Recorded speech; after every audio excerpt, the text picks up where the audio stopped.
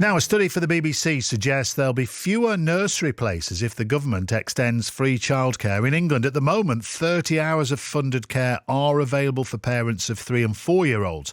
By September next year, 2025, I should say, that will include all children from the age of 9 months. Well, it's been rolled out in stages. So from April, working parents of 2-year-olds will be eligible for 15 hours of funded care. That should include university student Sophie Eckersley in Bolton. But she's been told there is no capacity to increase her hours at the nursery her 2-year-old daughter goes to.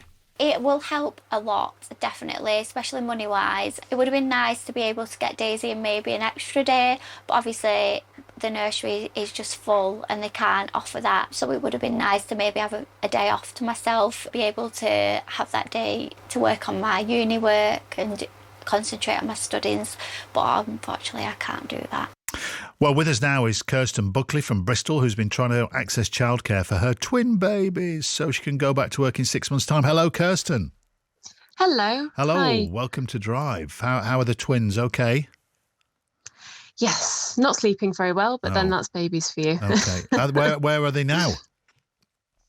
They're downstairs with their dad. Okay, right. He's in charge, is he? Alice McCullagh's with us as well, who runs nurseries across Teesside and North Yorkshire. Hello, Alice.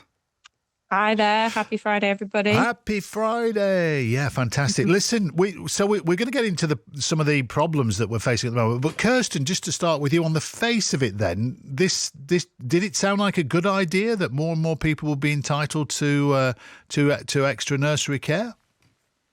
It sounds fantastic, and I've been following it and trying to work out what that means for us. It'll be a little bit late for us. My twins turn 1 in May, and that's when we'll be looking for... that's when I'll be looking to go back to work. But you see and hear all of this in the news about the fact that nurseries are closing and they might not be able to actually provide these extra hours entitlement. I know I've really struggled to find a place anywhere, and I've been looking since pretty much not long after I found out I was pregnant. Right. And so by and large, I mean, apart from saying there's no room, what are the nurseries you've tried giving you any explanations why there's no room? Not really. They're just saying go on the waiting list and we'll see. Right. Okay. Well, look, Alice, from your perspective then, what is the issue that nurseries are facing at the moment? So the biggest issues that we have, and, it's important to understand it's different in every area and it depends on the demand versus the amount of provisions that are available. But, it's... as the funding increases and more parents are able to access childcare, it's going to depend on the physical space available. It's going to depend on being able to recruit the practitioners. And it's also going to depend financially on what the government are providing and local authorities are providing to cover the cost of this childcare. So we have seen the sector really struggle in the last couple of years, and lots of providers have closed. And this is an ongoing challenge for everybody. But, there's a lot of providers still out there. We haven't been turning anyone away just yet. But we are waiting to see what's going to happen in the next couple of months as the demand is increasing. Why do you think lots of nurseries have been closing down, first of all? So there's two main reasons. And the first is just because they're financially not viable. They're struggling, as many businesses are. The single biggest cost is the cost to deliver the childcare in terms of staff wages. And then alongside that, it's being able to recruit the practitioners to deliver the childcare. When the government funds a childcare place, then how does the maths work? Because it's almost counterintuitive. You think, the government are paying nurseries to give care for kids. The business should be booming. So what's the maths? Is it not as lucrative as it sounds? Mm-hmm.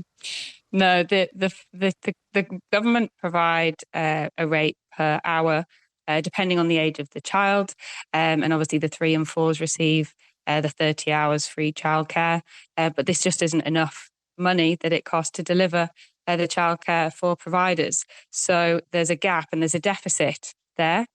And then this is coupled with the costs of inflation It's just been really difficult for businesses.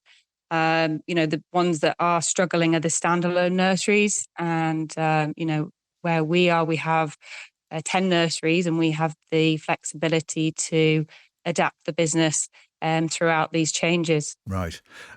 Kirsten, I'm sure there are plenty of people listening to this show right now who are having similar problems to you. How frustrating is it, and how desperate are you going to become, do you think, as the search goes on? It's incredibly frustrating. I understand why we're in this situation, but I can see the clock ticking to May. I barely have time to. But I've got twins, so twin babies, they take everything you've got, energy-wise. So I barely have time to keep the laundry going and get dressed. Never mind be trawling, looking for childcare and chasing up nursery waiting lists.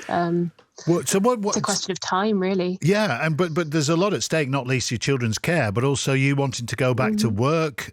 So what are you? Have you got a nuclear option? What if you can't find childcare? What are you going to do? I'm trying not to think about it. Oh, okay. I'm sorry to bring it up. No, of course. I'm very lucky in that my parents are offering us a day a week childcare. So that's going to be great. I'd rather they could just get on and enjoy their retirement and we didn't have to rely on them like that. But that's going to help massively. I'm looking at potentially going part-time. The idea of getting 2 full-time places for twins at the same time, apart from the money aspect, we're not very optimistic we're going to get the places. So, yeah, probably I'm going to go part-time. Right. Well, look, we wish you all the best looking for childcare. It's so stressful. I speak from experience on that. Kirsten, listen, good luck in the future. What are the twins' names? Can we name check their first names just so they can say they've been on national radio at 6 months? Yes, it's Taryn and Evie Buckley. Taryn and Evie. Great. Well, let's hope. There you are. Say they're now famous twins. That might get open a door for you. You never know, Kirsten. Listen. That'd be nice. Well, you're in Bristol, and we never know who's listening, Kirsten. Somebody from Bristol who runs a nursery might suddenly say, "I've got 2 places. Hang on." We shall see. We shall see. Listen, good to talk to you. Good luck. Lovely. Thanks very much. Thank you. And Alice, great to talk to you as well. Thanks so much for coming on. Thank you. Thank you, Alice McCullagh there, who runs nurseries in Teesside and North Yorkshire. If that rings a bell with you, or you had to make sacrifices in order to look after your children yourself rather than get back to work, tell us your story if you feel inclined. 85058 or WhatsApp us 0808 599 693.